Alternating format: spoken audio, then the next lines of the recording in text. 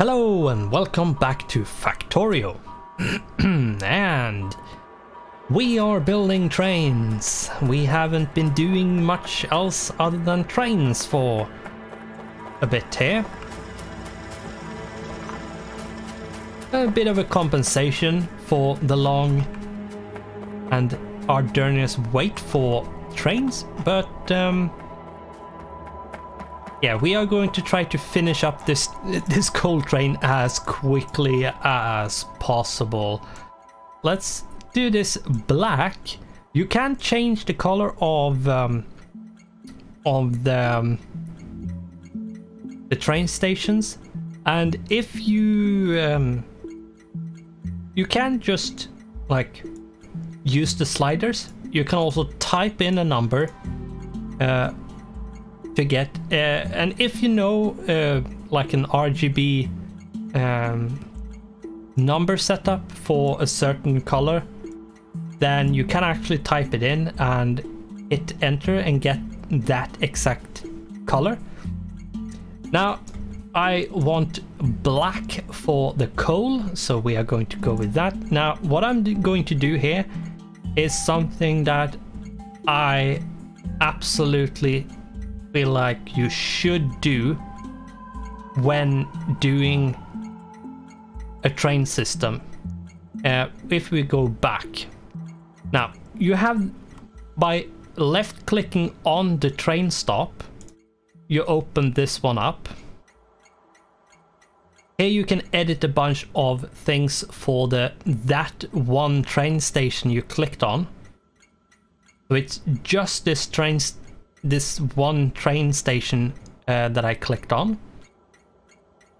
I changed the colors to be black by setting it to 000. And if we click on this pencil up here, we can rename the station. Now, if I remember correctly, the name is randomly picked name from like Kickstarters or something. I can't remember. It's like those that supported the game before the game came to Steam, if I remember correctly. That's basically what it is. And that's the names that people basically bought the game with. So, but you can change. It's a fun thing for them. It doesn't impact in any way the game. You can change the name by clicking on the pen. You get this box open here, and this box you can then type in whatever you want to call the station. Now, this is something I feel you absolutely should do. Create a naming scheme. Make sure you have a naming scheme for every single station and the purpose of it. Because the station names will get sorted in a certain manner. I think it is numerical and alphabetical sorting. So numericals become, if I remember correctly, comes before alphabetical or whatever it is. It is alphabetical sorting, so A comes first, B second, and so on and so forth. The standard kind of sorting when it comes to using the alphabet as a sorting system. And what I'm going to do is, by using numbers in the beginning of the name, I'm going to say that this is going to come up in the list of train station in a certain order. Because if you don't do this, you will have a mishmash of station that's doesn't necessarily have anything to do with each other. Like, if you name the stations based on funny names, first off, you will have a hard time remembering what the station is actually for, like the purpose of it. The second thing is, if you have a drop-off, like a load and a drop-off station, you will have a hard time knowing which station is a drop-off and which ones is actually for is connected to each other. So if you have a coal loading and then a coal drop, like an unloading station, if you don't name them correctly, you're going to have a hard time like figuring out which one's which and which station is like connected when it comes to type of resource and loading and unloading and so on. So what I'm going to do is say that coal is number 1 and this is the number 1, and it is coal offload. And what you could do is add you could add base, but since this is going to be in the base at any time, like I'm going to only offload at the base station, this means I don't need to add anything else. But the reason why I'm using the numbers is so the system, the automatic sorting system, when it comes to train stations, sort it in the way I want them to be. Plus, I have information of what resource am I talking about and what is this station's purpose. This station's purpose is for offloading coal.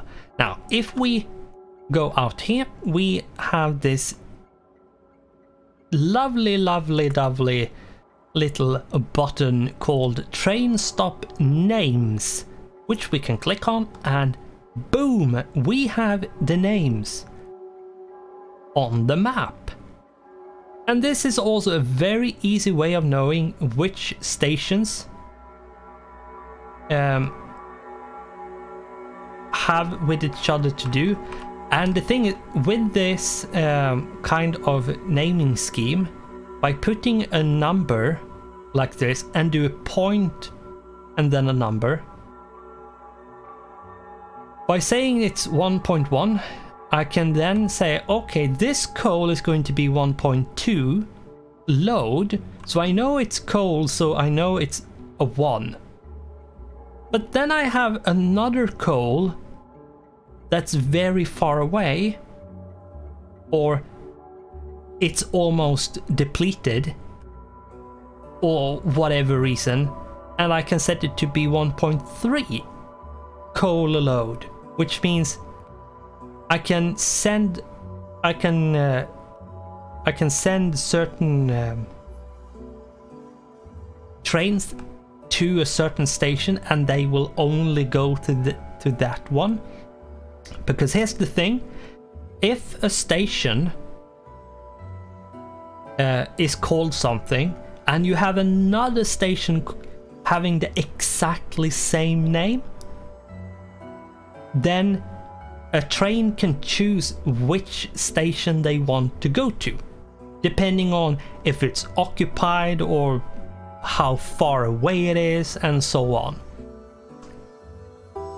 So that's something to be aware of, that you can name stations to be to have the same name as other stations. Not necessarily something you want to do a lot. Now, it is a good thing to do if you're doing it on purpose. But if you don't have the naming scheme so you can easily change, it might not be a good thing to do. And that's the whole reason why I name the stuff the way I name them. Now, let's take a look at what we have. We need... what is it? What do we need? We need... It is something we need.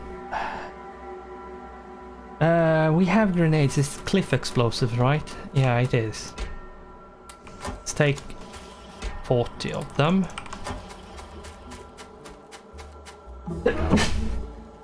Oh.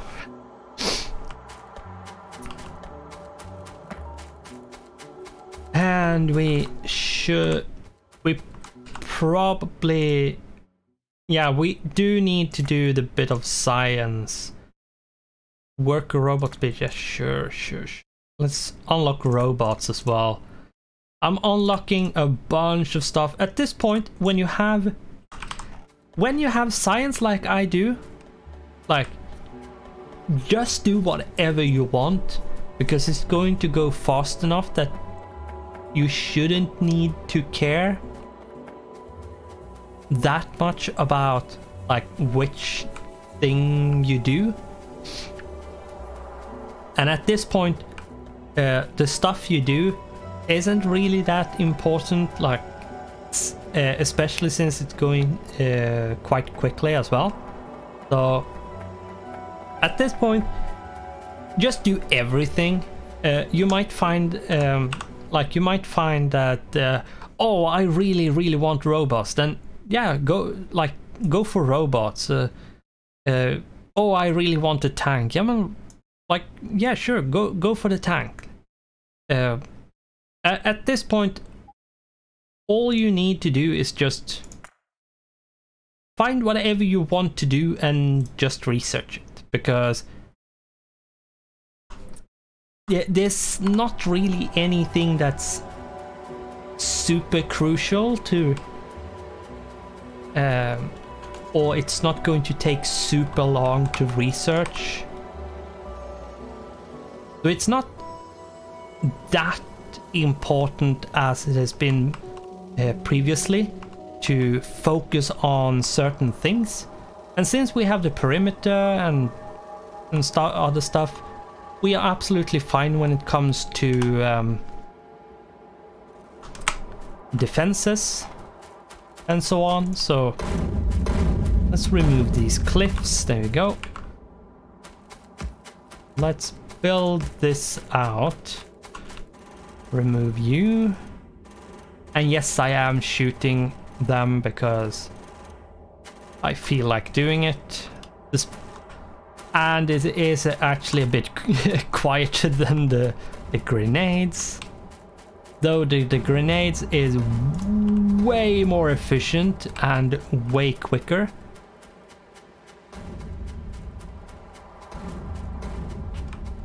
I don't want to destroy too many trees because they do still help with the pollution. So okay. Now let's remove you. There we go. And then we have some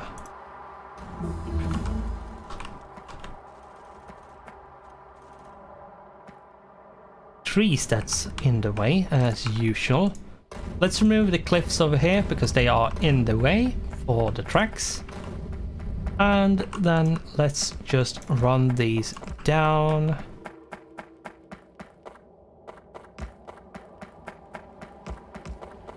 Now, we need something that is called a T-junction over here.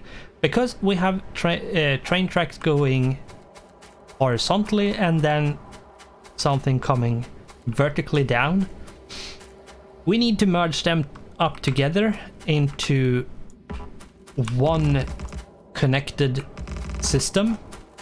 Because right now, these two train tracks is actually two different systems, basically. So we need to like weld them together and make them actually work. So that's one too many. What we need to do is this, this.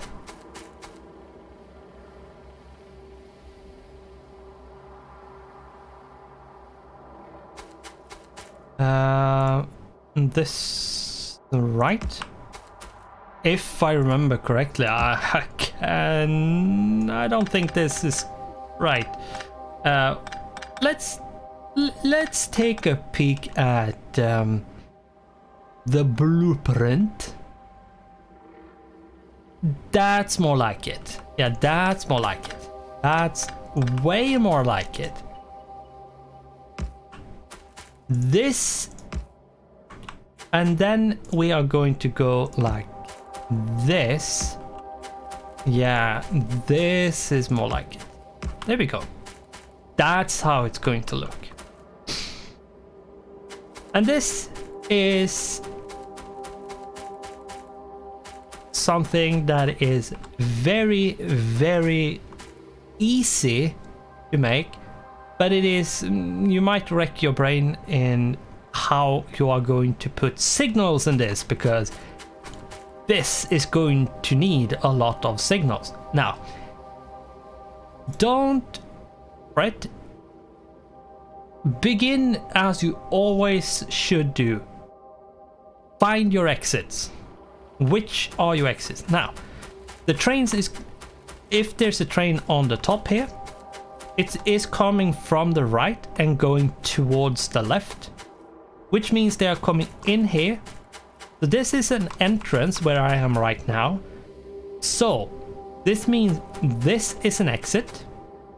So that means there's one rail signal that's going to go here. Now, since they are going from the right to the left, that means once we get over here, this is an exit. And down here, they come from the left and go towards the right. That means this one up here is also the exit of what's that coming from here. That's fine, we already have that one up there. Now, if they come from the left and go towards the right, then if we follow towards the right, we have our third exit here. And there it is. Now, we should now have all our exits covered. Now we just need our entrances, which is just opposite side of the exits. So an entrance over here, an entrance over here, and an entrance over here. Now comes the like big scary part, to make this into smaller pieces of blocks. Now you could leave it like this, this one big thing as one block.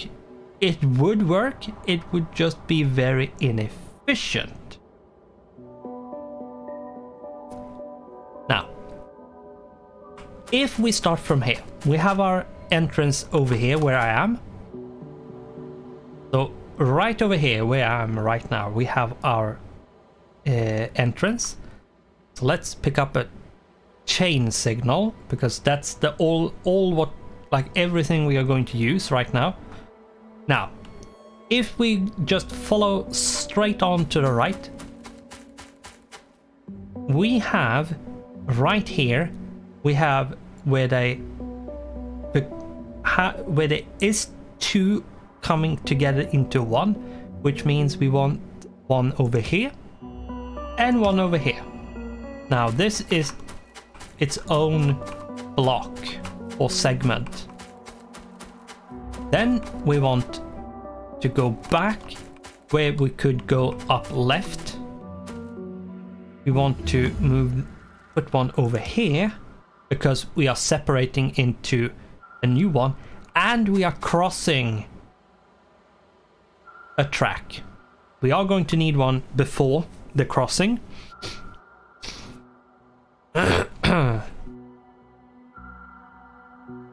And this is going to be a bit messy, so let's skip the rest for this big part in the middle, and let's do the other ones. Now, this one, which I recently put down just a moment ago, is basically the same for this one over here where I am right now. But since the train is going in a different direction, it's on a different level. So they are as close as to where they need to stop before they crash into a potential train. Now, if we go up here, we are splitting into two, which means we need one here, and we need one here before it comes crashing into a train. If we go up here, we need one here, and we need one here before any trains crash into each other. Now, we have just this tiny bit in here in the middle to fix.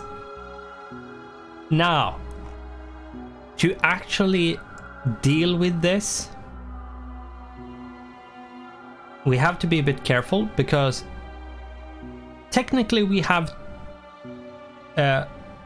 4 different places we can place. It looks like it's 2, but we have 4 lines going towards tracks. So we have 4 different kinds of places we can place. If we hover over one of the boxes and press R as a rotate, we can change which one it's going to connect to. As you can see by the arrows on the track, every time I press R, it changes which track it's going to be connected to. Now, we don't necessarily want it to be the one coming from the right and just going straight to the left. We want it to be the one going diagonally across basically everything. We want them to stop, because they are most likely the ones going very slowly. We want them to be the ones to stop. That's why we are going to press R to rotate once and put it down, move over to the next box and press R, and there we go. Now we have actually finished this and put down the blocks or segments, whatever you want to call them, into reasonable sizes and shapes. Now, if we take the blueprint and check, we can see that one of them is on the one going from the right to straight on to the left. Now, you could do that. That's completely fine, like doing this. That might work depending on how your trains use the system. And depending on how it works, it might be better to use this or this. That is something you're going to have to like experiment a bit with. I'm going to go with the blueprint I have, like this. This is a fairly good system, which prioritizes like trains to actually be able to go to different places. So I feel like this is a good compromise, and still being very compact and not taking up way too much space. Now we have actually managed to connect the 2 networks into one. Now we need to try to get the train to go from one place to another. Now, we also don't have any electricity out there. Let's try to get some electricity. Let's get some electricity. I think what I should do is actually use this one, or is it something else? Right, it's this one, right? Yes, it is. And this is what I have here is actually, it's a blueprint with signals and rails and big electric pole. The signals is to segment the track so you don't have so you don't get into trouble with in a case where a train is in a station very, very far away and just standing there and isn't leaving because there's a train on that track already. So this helps putting, like, if we take a look, chopping up it into blocks where the trains can travel, and as long as the it's not occupied. And like, if we take this as an example, like right from here all the way over to here, it technically can only be one train occupying that segment or block. So that's something we are going to have to chop up into smaller segments, because we want more trains to be able to travel there. Which means we need to chop up the... We need to chop up the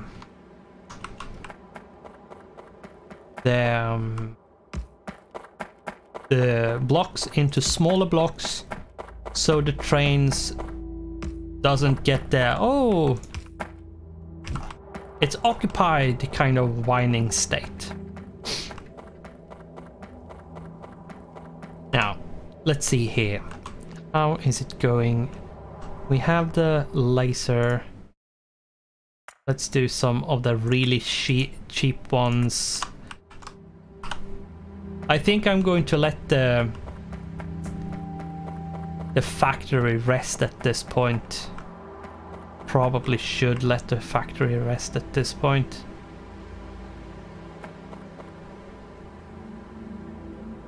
Going to do this. And this. Let's put this one over here.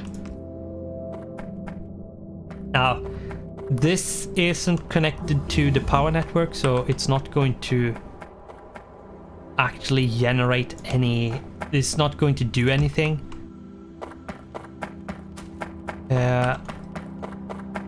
What we are going to do is use this, the loading one, like that. Train loading. Now we do need way more stuff.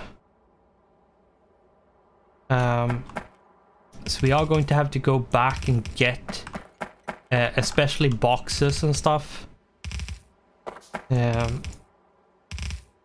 Now the reason why you want the boxes is because of the speed of loading is way quicker if you have if you load from a box than from a belt. So loading from a box into the wagon, which is a box basically, you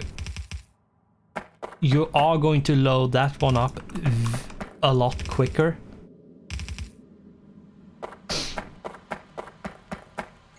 Let's rename this one. And this is going to be called 1.2 coal load.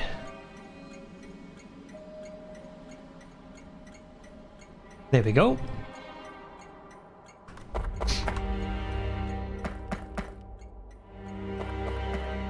And if we then, what I'm going to do is do a copy paste, and yes, you can actually copy the color from the station to the train, which is very, very good. So if you had a very complicated color which you don't remember, or you can't be bothered with setting it up again, you can actually do a shift right click and then a shift left click to copy paste from the train station to the train to get the color. So let's see, we need to go from 1.2 coal load to coal offload, and we are going to add a weight condition.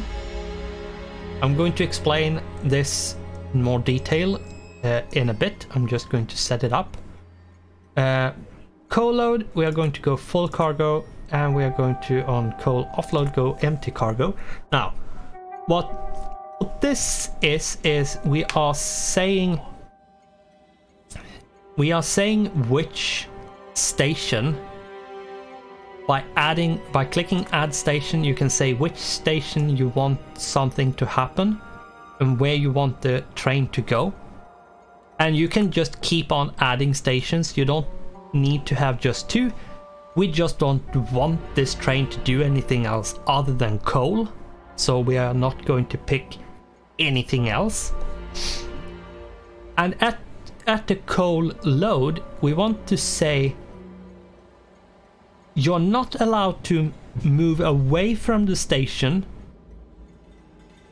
until the cargo is full. So once all the wagons is full of cargo, then you are considered done waiting, which means the wait condition is completed, which means the train continues on towards the next station in the list. The next station then is the coal offload, which then is down in the base, where the wait condition is that you have to wait until the cargo is completely empty. I usually do the empty cargo inventory because I feel if a train isn't empty, then as long as we have a stacker with trains waiting, then having the train occupy the station is absolutely fine.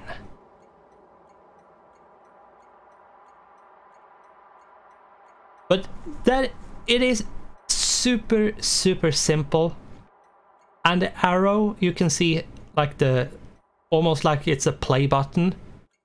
What this is, it's a go-to button, so the station will automatically, once you click on it, the train will automatically go to that station, if it's possible, of course. And you can easily add stations, and you can add conditions, and very advanced conditions, and you can add multiple conditions. So you could say like, okay, empty cargo inventory, or you can do like this, or 5 seconds of inactivity, for example. Or you can do and conditions. Now, you can't do and or when it's just one condition. I'm not going to do a very like complex system, because you don't need to. You absolutely don't need to do a very complex system. Even if you have a really big train network, you don't need anything like more complex than what I have right here, right now. Now, we have gone 5 minutes past the 30-minute mark, so we are going to have to end this. But we are going to end this by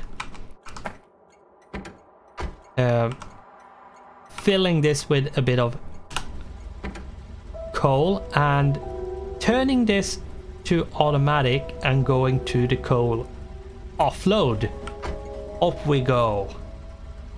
So this train is then going to go, and as you can see, it is reserving its path towards the station. That's what the arrows ahead of the train means, basically. And round we go into the stacker. And it's actually going to stay here because,